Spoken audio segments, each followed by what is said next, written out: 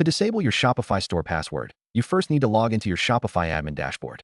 From your desktop computer, navigate to the Shopify website and enter your store domain, email address, and password. Once you are logged in, you will land on the main overview screen. Look at the left-hand sidebar menu and click on the option labeled Online Store.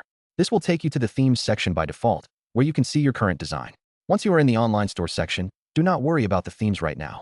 Instead, look for the navigation item within this area called Preferences and click on it. The Preferences page contains all the general settings for your storefront, including the title and meta descriptions. Scroll down the page until you find a section titled Password Protection. This section controls whether your store is visible to the public or hidden behind a login screen. In the Password Protection area, you will see a checkbox next to the word Enable. This is the setting that activates the Coming Soon page for your customers. To disable the password completely and make your store visible to everyone, simply uncheck this box.